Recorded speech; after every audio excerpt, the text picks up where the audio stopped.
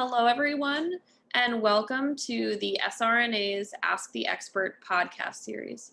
Today's podcast is entitled How to Manage Visual Issues. My name is Gigi DeFibri, and I will be moderating this podcast.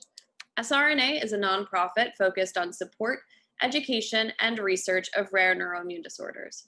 You can learn more about us on our website at wearesrna.org. This podcast is being recorded and will be made available on the SRNA website and for download via iTunes. During the call, if you have any additional questions, you can send a message through the chat option available with Zoom. Our 2020 Ask the Expert podcast series is sponsored in part by Alexion, Genentech, and Viela Bio. Alexion is a global biopharmaceutical company focused on serving patients with severe and rare disorders through the innovation, development, and commercialization of life-transforming therapeutic products. Their goal is to deliver medical breakthroughs where none currently exist, and they are committed to ensuring that patient perspective and community engagement is always at the forefront of their work. Founded more than 40 years ago, Genentech is a leading biotechnology company that discovers, develops, manufactures, and commercializes medicines to treat patients with serious and life-threatening medical conditions. The company, a member of the Roche Group, has headquarters in South San Francisco, California. For additional information about the company, please visit gene.com. Viela Bio is dedicated to the development and commercialization of novel life-changing medicines for patients with a wide range of autoimmune and severe inflammatory diseases. Their approach to drug discovery is aimed at providing targeted treatments for improved outcomes for the thousands of patients who have few or no therapeutic options.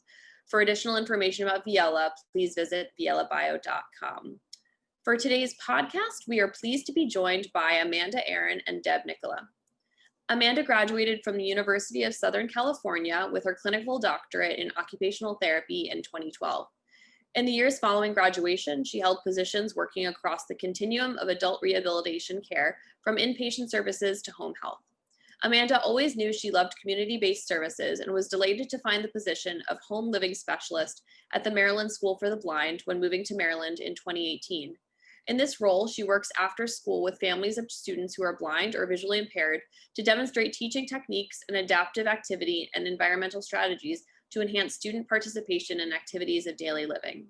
Amanda loves her job and is enrolled in the University of Alabama at Birmingham's Low Vision Rehabilitation Certification Program for occupational therapists to further her knowledge of assessment and intervention for low vision.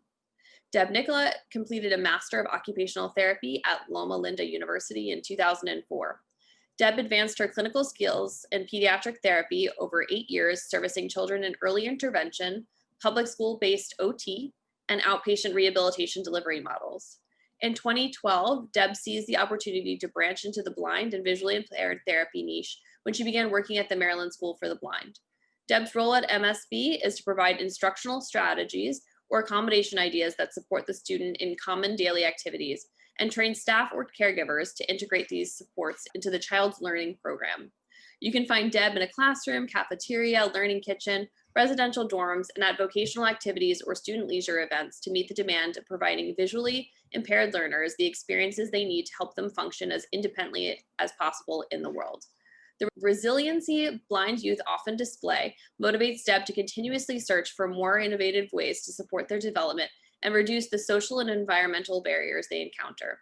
Deb's objective is to help these learners be the best version of themselves they can be. Deb's 9-year journey at MSB has inspired her to pursue an occupational therapy specialty certification in low vision from the University of Alabama, Birmingham, which she will complete in summer 2021. Welcome, and thank you both so much for joining us today. Thank you very much for having us. We appreciate it. Great. Yep, this is Amanda. Thanks so much. Thank you. So to start, at what point should someone get help for their vision loss when their vision is poor from, for example, optic neuritis? Deb, do you want to start? Certainly.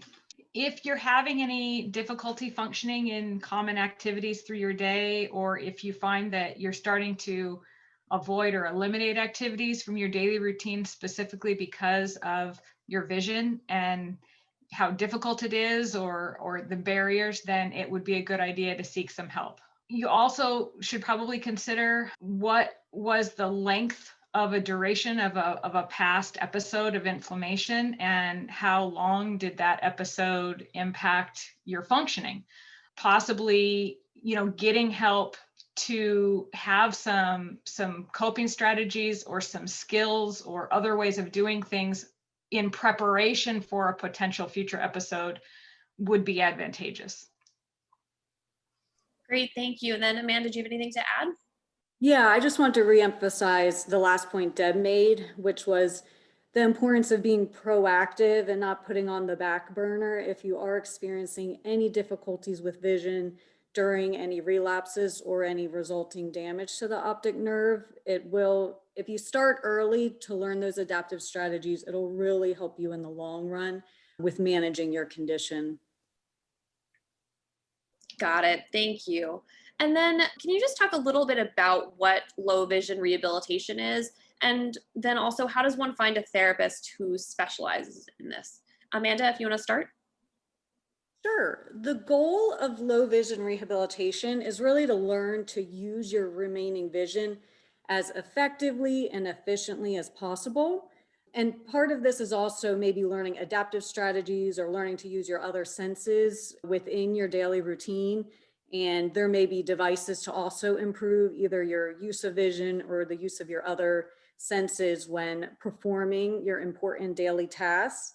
A low vision therapist will assess your functional visual abilities in various lighting and contrast conditions in indoor versus outdoor settings or within different activities in your daily routine that are important to you. There are different professionals that can specialize in low vision rehabilitation. For example, an optometrist and OD could be a low vision specialist who really may focus on measuring your different visual skills, maybe prescribing an optical device. And occupational therapists can take additional training in low vision rehabilitation and will really focus on teaching you how to do your daily living activities, how to integrate the use of optical devices within your routine activities. There's also vision rehabilitation therapists who could also become what's called a certified low vision therapist. And that certification also allows you to look at training and use of optical devices and adaptive strategies to help you manage your visual conditions. You usually can find these therapists through an ophthalmologist or another vision provider. We'll know of who is in your region. AOTA, the American Occupational Therapy Association, usually has a searchable database for OTs who have this specialty training. But when I most recently checked, I think they're revamping their website, so it's not available. So that's something to keep an eye out for. Okay, great. Thank you. And Deb, do you have anything to add? Well, actually, I do want to add, going back to the very first statements that Amanda was saying, using your vision effectively. What I want to emphasize on that is that a lot of times individuals with, whether it's a progressive disorder or a relapse where they feel like, well, been through this before, I know what to expect, they really feel discouraged to go back to the doctor and have the doctor tell them again, well, yeah, your vision is worse. And so they just might elect not to go. But what I want to emphasize is that low vision rehabilitation tries to be more encouraging than that. Yes, there is a vision assessment associated with it, and your diagnosis is considered, but really the focus is not on treating the eye disease. The focus is on treating function. It's on treating how can we use your vision to the best of its ability? How can you learn to still engage in your world? So to not feel discouraged to go look for a low vision assessment, because it's actually an avenue of resource, not simply a verification that your vision has declined. Got it. I think that's a great overview. And we'll talk a little bit more in the future, kind of, in this podcast about different strategies for how to adapt and function in the world. So, and then, what resources are available for someone who may have visual problems but are not legally blind, or for those who are newly blind? Deb, do you want to start? Well, it's going to be different state by state. A lot of states will have a Department of Vocational Rehabilitation or a Department of Health and Human Resources that is kind of the housing agency for some of the services. Then, of course, there's also the medical system. The vocational rehab and health and human services, they're more within what would be considered the blindness system versus your insurance and going through your neuro-ophthalmologist and just your regular ophthalmologist to receive services. As Amanda said, those are the best places to kind of learn who is available. You don't have to be legally blind to receive services. Legally blind is having vision of 2200 or a field vision restriction that's down to 20 degrees. But a visual impairment of significance more than simply acuity can greatly impact your function. And so you do not need to be considered legally blind to receive some amount of support and assistance. Got it. And Amanda? Yeah, sure. Like Deb was saying, you may not necessarily need that designation of legally blind to take part in programming, especially offered through nonprofits such as the Lighthouse the Lighthouse for the Blind. If you're looking for just general information, we really recommend you check out any websites that end in .org. It can be a good place to start. Some examples are the National Federation for the Blind, the American Federation for the Blind, or the Lighthouse for the Blind. And these websites may give you different nonprofits or other agencies within your region that can provide services and supports. Great, thank you. And then how long does it take on average for regeneration of the optic nerve after an acute optic neuritis relapse? And is it guaranteed that vision will be fully restored? Amanda, if you want to start. Sure. So in a relapse, which impacts the optic nerve, you won't fully know until the relapse is over whether or not there's been damage to the optic nerve. And that's something your physician should be able to tell you. If there's any permanent damage to the optic nerve, unfortunately, the optic nerve is not something that can regenerate. So any damage from a relapse will be permanent and you wouldn't expect your vision to be fully restored. All right, and then Deb, do you have anything to add? No. Okay. And then if the majority of your vision is lost, could you be at higher risk of losing, further vision? Deb? Well, a visual impairment acquired by an episode of inflammation could be further aggravated or be progressively diminished with additional episodes. Each episode you have potentially can cause a greater loss of vision. Then again, it might not. It just depends on the significance of the inflammation and how long it persists. It's also important, however, to consider what is your age and your medical conditions that are not related to your neuroimmune disorder. There's many visual impairments that occur just by aging or by a chronic medical conditions. For example, diabetes is an example that has a lot of potentially has a lot of visual related side effects, or age-related macular degeneration is an aging condition. So it's important when you think about your vision loss with a neuroimmune disorder that you have not only that you're dealing with, but where are you in your stage of life? And are there other things that might be contributing beyond just your neuroimmune disorder? Got it. Thank you. And then, when does nerve damage become permanent? And is there anything that can be done to increase the chance of recovery from nerve damage? Or are there any sort of exercises you can do for your eyes? Amanda? Sure. So as I stated before, if there's any damage to the optic nerve that is essentially permanent and you wouldn't expect the optic nerve to recover from damage, and there are not any necessarily exercises you can do for your eyes. Of course, there's always different lifestyle considerations to maintain your eye health, such as eating a healthy diet, exercise, and of course, if you have any medication prescribed from any of your doctors that can help manage any other medical conditions. But once there's any damage to the optic nerve, you wouldn't expect recovery. Okay, thank you. And Deb, do you have anything to add? No, Okay. we're good. All right. And then someone asked, they said that they've had optic neuritis several times and experience a hot poker to the eye sensation periodically, which they find super painful. What causes this, and can anything be done about it? Deb, if you want to start. Sure. Let me back up just to reiterate that it's important to take flare-ups seriously and communicate the experiences that you're having with your neuro-ophthalmologist, and do that in a very timely manner.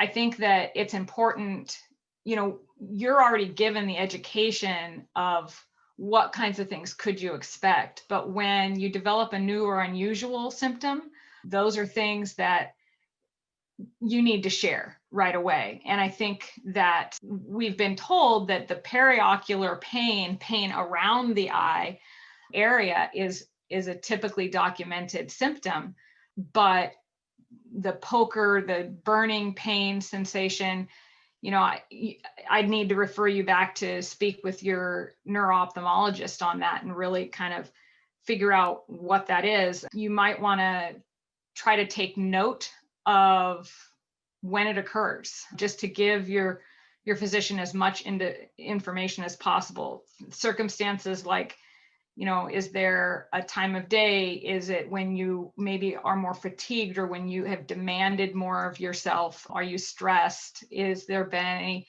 changes in your medication management routine? Just, anything that could help contribute to figuring out what that is. Got it. And then is there any medication or supplement that can increase visual healing, Amanda? Sure. This is another question where I'll refer back to the doctor that you're working with. They'd be able to tell you better if there's any sort of medication or any supplement that's been shown to be effective at promoting eye health and healing. Thank you. And then this question, this person has darkened vision from their optic neuritis attack, but when it's sunny, they feel like they should be wearing sunglasses, but they just make everything darker when, they enjoy the bright light so that they don't get to see indoors. Are they hurting their eyes by not wearing sunglasses? And if so, what types of sunglasses can they wear that doesn't then over darken their already kind of darkened vision? Deb, if you want to take this one. Sure. Bright or direct lighting is actually a very commonly used accommodation to help individuals with a visual impairment use their vision most effectively. So it's okay to take advantage of bright lighting if it feels it helps you see, and particularly if it improves your safety in using your vision, but refrain from looking toward the light or into a light source. When you're outdoors, UV protection lenses are always a healthy choice for anybody, visual impairment or not. But the lenses don't necessarily need to be darkened to have UV filter qualities. There are lenses of different varieties that have UV filters that come in many different colors and different intensities. The best place to get some guidance on that is to consult with your eye care professionals specifically. They will probably carry a range of them, or at least be able to refer you to a distributor for some of those types of lenses. So still would be a good idea to protect your eyes, but you don't necessarily need to darken to do that. Great. Thank you for that. And then what about so we talked about darkened vision. What about for someone who's having color issues? Are there any special glasses or anything that can kind of enhance the colors that they have trouble seeing? Amanda? Sure. So our color vision comes from the function of the cone cells in our eyes. And a lot of times when we think of color blindness, we think of the genetic condition that some people are born with, where they may have difficulty seeing some colors. compared with others. And then there's people who may acquire color blindness from many different visual conditions. Just in some reading I've done online, there are glasses for people who have very mild red-green color blindness. I'm not too familiar with how effective these glasses are or how much they cost, so it'd be something to talk with your ophthalmologist or optometrist about. That being said, if there's any damage done to those cone cells, you can't repair that damage. So the color vision that's usually a permanent loss. So there may not be a device that can just automatically correct whatever your particular color loss is. That being said, functionally, you can learn to adapt to what the color loss is that you're experiencing, thinking about how you organize your home. If you know that you have trouble with certain shades of color, you may want to think about, for example, how you organize your clothing, trying to keep those colors that you have trouble with, keeping them far apart in your closet so you don't mix them up. So there's strategies like this that you can really take advantage of once you have a good knowledge and understanding of where your difficulties lie. Yeah, and I want to just add to that it really is about looking at how is it impacting what you're doing, and is it something that is a priority for your independence. The strategies that Amanda referred to are part of what that low vision rehabilitation may look at to teach you these adaptive or problem solving ways about going about things. There also, there are some lenses that can help to sharpen contrast, but that doesn't necessarily improve the discrimination of color. Thank you for that. And then I have just a few more questions, then we'll jump into questions more about function, mobility and stuff. So we did get a question that if your dominant eye is damaged from optic neuritis, will your brain ever adapt to dominance for the other eye if it has better vision? And so they're saying that this question comes from the inability to use monovision technique for contact lenses after an optic neuritis attack blurred vision in the dominant eye. Amanda, if you want to answer this one first.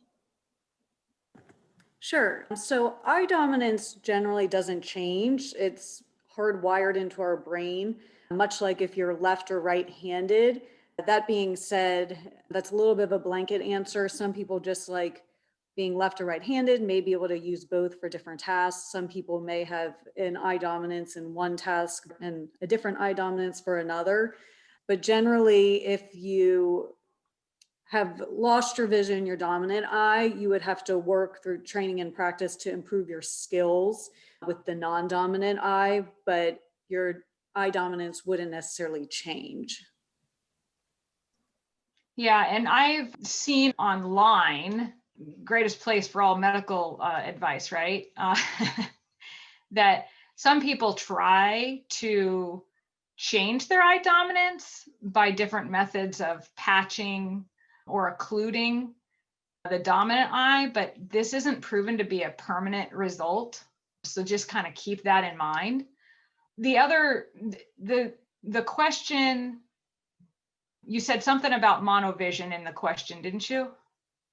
Yes. So they wrote that this question stems from the inability to use monovision technique for contact lenses as opposed to wearing reading glasses. So I guess wearing a reading lens in one eye, a lens for distance in one eye and a lens for close up in the other. It's just what I was going to refer to is what is the monovision, and that's just as you said, one eye is corrected for viewing at a distance, one eye is corrected for viewing close up. And when you have both eyes open, if the approach works for you, you can see indiscriminately of those two things. But if you need more detail further away or more detail close up, then you can use a single eye to do that. Got it. And then, similarly, kind of in the same sort of topic area, if you've lost vision in one eye and understand that you might lose it in the second eye, are there ways to kind of train your vision to make any future loss less difficult? And then also similarly, like if you only have vision in one eye, are there exercises you can do to train your brain to process that single stream of information more quickly? Amanda? Sure. It really, yes, you can train the, whichever eye to do whichever task you need it to do visually. And the beginning of the question about, can you restate about if you have vision loss? What was the question? Sure. Yep. If you've lost vision in one eye and understand that you might in the future lose vision in the second eye, are there any ways to kind of train how you use your vision to make any future loss less difficult, potentially?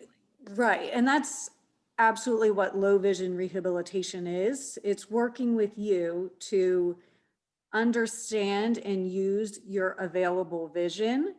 And in thinking of future, if there is expected to be progression of your visual loss, the low vision therapists would help you to learn about what other adaptive strategies there are that can help you do tasks if your vision is either like fluctuating or if you anticipate there being any more vision loss.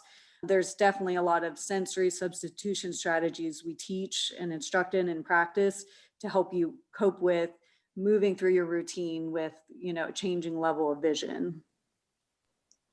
Got it. Yeah, and I think what the question is alluding to is the idea of what we consider a non-visual approach or vision-free skills. And that is something that can definitely be taught and adapted to, with the motivation to do it. The low vision rehabilitation therapist or any part of that low vision team is going to guide you through what needs to be done. Ultimately, it's about practicing it. Got it. Thank you. And then just one last question before we move into kind of the functional aspects of things. Can vision loss in one eye fully, so full vision loss in one eye, and then peripheral loss in the other cause someone to have something like dizziness or confusion or difficulty focusing? Deb, if you want to answer that one. Absolutely.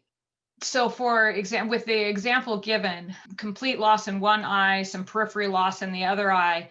So one of the accommodations that person's likely going to need to make is body positioning to scan and assess their environment. And that takes more time and it takes more concentration. Let's say that you were at a street crossing or you were in a busy grocery store and you're having to not just look and go, but you're having to look, shift your body, turn your head, shift it another direction, and look more than once before you go to avoid collision, to avoid, safety issues. So it takes a lot more concentration, a lot more deliberate use of vision. Let's see, did I answer the question? Yeah, I think so. Amanda, do you have anything? Yeah, I have something to add. Our vision is closely wired into our vestibular system, which is basically the balance center in our brain.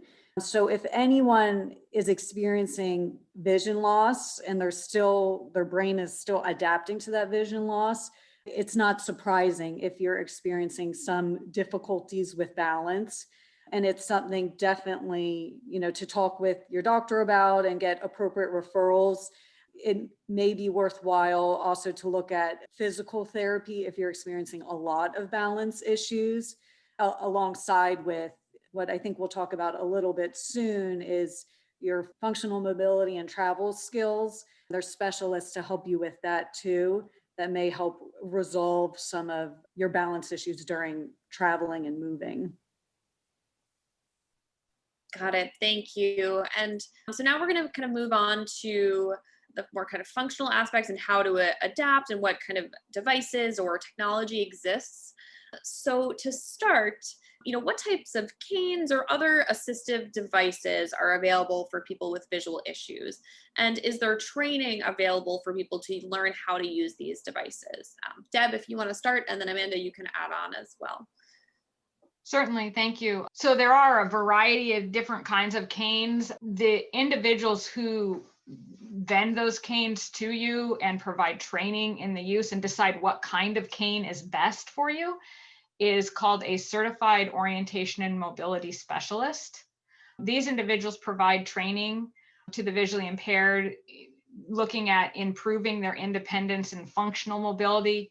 They provide instruction in route planning, utilizing their remaining senses to determine their position in the environment, how to navigate safely from one place to another, and then of course the use of a cane, as well as even the use of the environment. There are a lot of things that are just naturally there that the sighted person doesn't necessarily even realize is there, that can, you need some training to discover that. So for example, we all know that at a street crossing, you can push the button so that the light signals allow for the pedestrian to cross. But many don't know that at some of those intersections, not all, if you push the button and hold it in, I think it's for like a second and a half, it will actually say to you, what streets are you at? So some of these things are out there in the community and the sighted individual doesn't even know it. You need some training to become aware of it.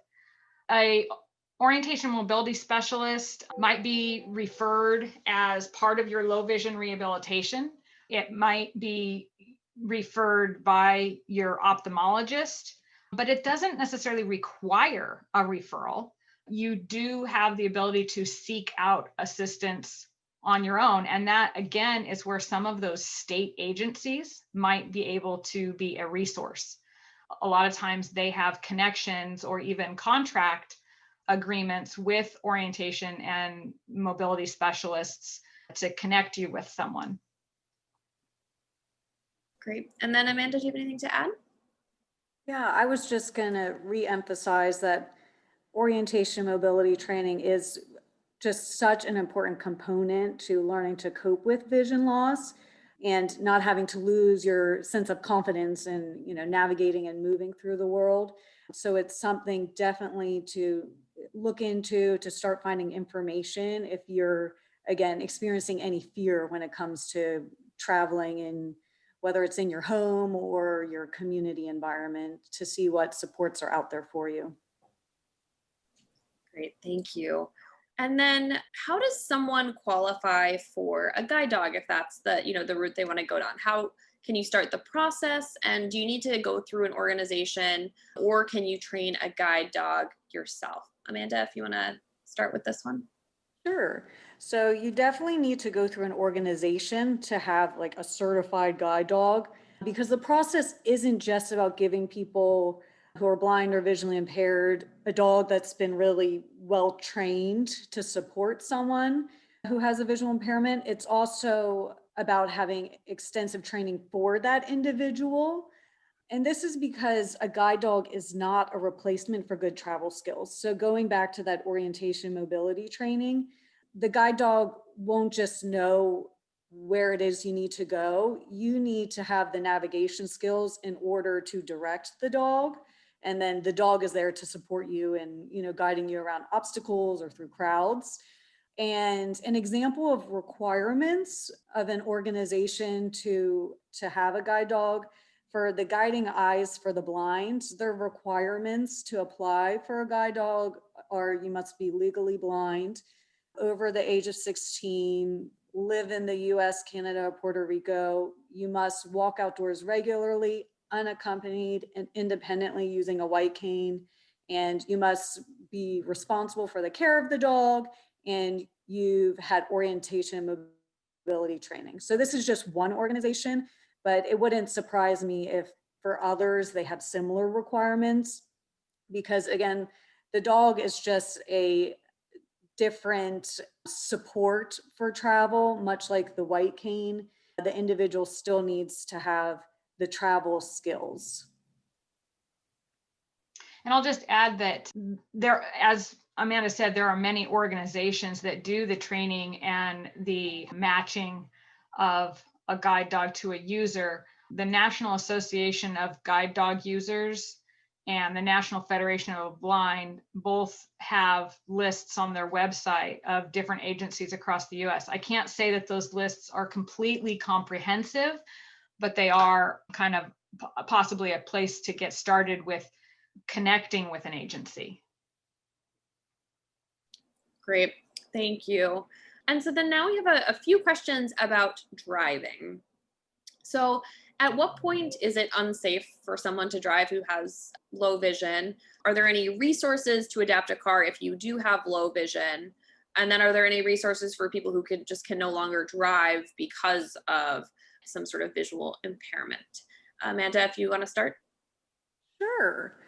So I guess my first response to this question is, if you yourself are questioning your safety, if you've had any near misses when driving and you think it's because of your vision, or if you find yourself making rules for yourself about driving, like any self-imposed restrictions, like I can only drive if it's going a place where, I've traveled the route many times, or I can only drive during the daytime, or only drive in good weather. I think you should start considering if there are other alternatives for community mobility. When it comes to at what point is it unsafe to drive, each state has different vision requirements for you to maintain your driver's license. So you really need to reference your Department of Motor Vehicles to know for sure. But Deb and I are in the state of Maryland. Our minimum vision requirements are having binocular vision, a visual acuity of 20/40 in each eye, and a continuous visual field of at least 140 degrees. And these requirements are very reductionist. If we think about driving, it's a very complex task, and it's much more than just your acuity and visual field. And a big part of driving is the integration of your vision and movement. If you see something, knowing, how to time turning the wheel or, pushing the brakes. And so if you're really maybe starting to question your safety, there are driving rehabilitation programs that would assess in greater depth what your driving skills are, and your vision being a part of that. And they do on-road training too. You can find a certified driving rehabilitation specialist either through a searchable database on the Association for Driver Rehabilitation Specialists or through the American Occupational Therapy Association.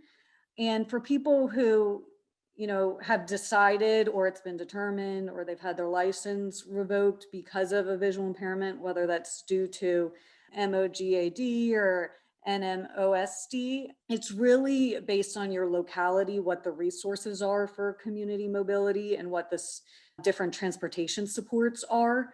And that's something, if you are in touch with any of your state agencies, like your Department of Rehabilitation or vocational services, they'd be able to point you in a better direction of what's available in your community for support getting where you need to go. Great, thanks. And then Deb, anything to add? Well, just that the decision to reduce or cease your driving is a very difficult thing for someone to accept if they're simply being told this is what you need to do. And when Amanda was talking about those self-imposed driving adaptations that, you only drive in familiar routes, or I don't drive at night, or I only drive if it's only me and I'm not transporting anyone, or, all of those things, really taking control of your own safety and deciding, hey, I need help with this, or I need professional guidance with this, will make the process of adjusting to reduced driving or no driving much more easier to cope with than if you're just told you need to do it. So I encourage anyone who is experiencing these self-imposed adaptations to really seek out some of the help from the driving rehabilitation specialists, or even just talking it out with your eye care professional, asking for some low vision, a referral for low vision rehab, so that you can get in connection with the right people. Great, thank you so much. And then moving on, are there any technologies to assist visually impaired and blind people to use a computer? Deb, if you want to start. Sure. There's many assistive technology resources, but I would say that the first thing that you need to look at is what are you using a computer for, so that the technology is matched to what you need to perform. Sometimes just changing the settings in your computer itself is enough. So making icons larger or changing the contrast, changing the brightness, adjusting the color templates. Those are some things that might be enough, and you wouldn't necessarily need to go to true assistive technology.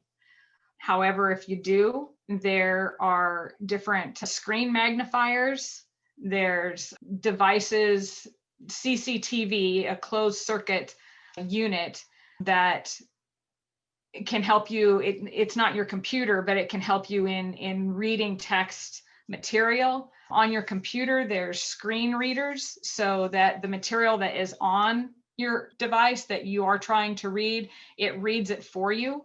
There's also other technologies available, just like on your television. Netflix has audio descript for some of its programs. That's a setting that you can set in your Netflix profile. So there are a lot of assistive technologies, but again, this is one of the roles of low vision rehabilitation, to properly match you and what your visual disturbance is to what your functional performance needs are, and bring those two together so that it's a good resource for you to use. Great, thanks so much. And then Amanda, do you have anything to add? No, Deb's answer was great. Awesome. Okay, great. Thank you. And then is there a visual device that aids in significantly enlarging words or reading something for you? Amanda, you want to start? Yeah, there's plenty of different powered magnifying glasses that can enlarge words. So this is where being evaluated by either a low vision ophthalmologist or optometrist really is important, because they'll look at what's impacting your visual acuity, and to determine what power magnification is best for you to see the words on the page. And then the low vision therapists can help you learn to use whatever powered optical device to use it within your daily living tasks or whatever reading tasks you'd like to do. So there's magnifying glasses that are either handheld or come in a stand form, some with lights to help illuminate the words you're reading. There's also electronic magnification, and there's many different devices out there where you're using basically a computer, or it's a camera looking at the print and it's being projected on some sort of screen. It can be within the device itself or on a separate screen to aid in enlarging print for vision tasks, for reading tasks. And I'll add that, your smartphones these days have a lot of accessibility features and apps that can be helpful. There's the accessibility option of voiceover that you can set your phone to. So it basically tells you what icon is selected at that moment. And then you learn a different series of tap sequences to select what it has said you're on right now. There's apps like Seeing AI or Be My Eyes. Those are apps that you can scan things in the environment and it will tell you what it is you're looking at. So those are, some other things that I think the question was specifically about things being read to you or said for you. There's a lot of talking devices like talking watches or clocks, food scales that talk, food thermometers that talk, money readers that talk. So there's a lot of those types of devices as well. And again, I just can't say it enough. This goes back to the same idea of looking at your daily routine management strategies and where are the barriers that are impairing your function and matching that to what device or strategy do you need to use to overcome it. Great, thank you. And then, if someone's working, how can they adapt their job after experiencing vision impairment or vision loss? And what are the requirements of an employer to accommodate someone who's experiencing, new vision loss? Amanda, if you want to start. Sure. So the Americans with Disabilities Act, or the ADA, states that employers cannot prevent an individual from maintaining his or her job if the individual can perform the essential functions of that job. So that goes back to when you took a job, usually the employer will have you sign something, say you can perform these such and such essential functions. So the employer is required to provide reasonable accommodations to allow the employee to continue to perform his or her job effectively. And your state agency that has either vocational or rehabilitation services is usually the place to go to find a specialist who will actually come out to your job site to help evaluate how any vision loss is impacting your performance of those essential functions and to determine what appropriate accommodations are. So again, it's just so important to look into what is available in your region or your state and to get in touch, because likely there's a lot of resources out there to help you support continuing the life you want to live. And I want to add on here, so, I am not a specialist in accommodations for the workplace necessarily, but there are people or organizations who are. I found a particular website I've referenced myself in the past called the Job Accommodation Network. It's askjan.org. And they do have actually a lot of reference material on accommodations for low vision in the workplace. I think it's just a good place to maybe check out if you're really having challenges, because, sometimes your employer, they want to help, but they don't know how. They aren't necessarily a specialist in low vision or understanding what you're trying to manage either. And so I think it's important to realize that while these accommodations are things that do need to be made, you might have to be an active participant in identifying what would help you. Perkins School for the Blind also has some recommendations on their website that are very basic, things like that. If your employer is requiring certain websites or portals to be used with your job, well, then that website ideally has some kind of accessibility to it. Or if it doesn't, is there a way to adapt your computer to make it more accessible? Maybe you need additional training in the use of different softwares that are required for your work. Maybe a flexible schedule to enhance your ability to be productive with your work. What if you have more of a visual, what we call fluctuating vision, and your vision is worse in the morning, or maybe just you have random days. So I guess the point is, working with your provider for a solution is going to be a lot more productive for you than expecting a solution to just kind of happen. I think that's a great point. Amanda, do you have anything to add? Yeah, and one thing to understand, and what I think Deb was also referring to, is, your employer really may have no idea how your vision is impacting your function at work. And so, like she said, it's about coming up with strategies that work for you, because usually it's not like one strategy works for everyone. It's very individualized, and being open to the process and learning modifications or adaptations to help support you.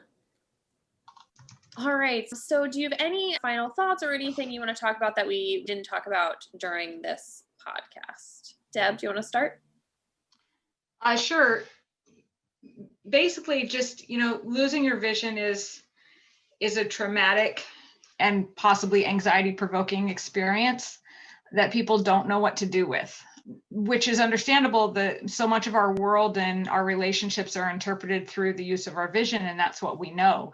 And suddenly having to cope with losing that is really hard. That coping process is very individualized, but a common thread that many people might experience is a sense of isolation.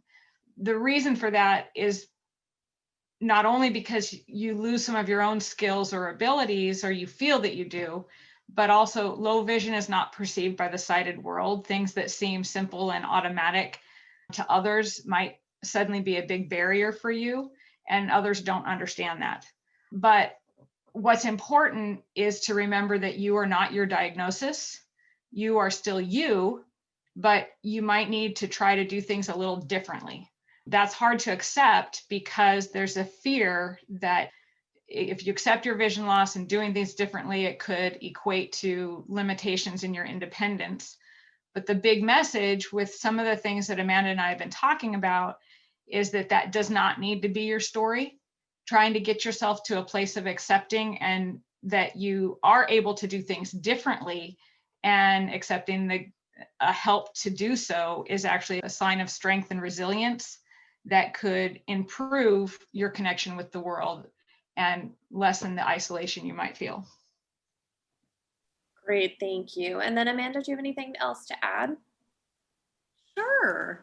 In brief, low vision is a term we use for vision conditions that can't be corrected by glasses, contacts, or other medical interventions. And then what we've been talking about today is low vision rehabilitation is a service to teach you how to best use your remaining vision, manage any visual disturbances you're having, and learn alternative ways to do your daily activities. And I really hope through our discussion you gained an awareness of the possibilities of living with changes in your vision, and that there are many different services and resources that exist to support you. And really thank you so much for having us here today. Yes, thank you. Thank you so much. Much. Much. Much. Much. Much.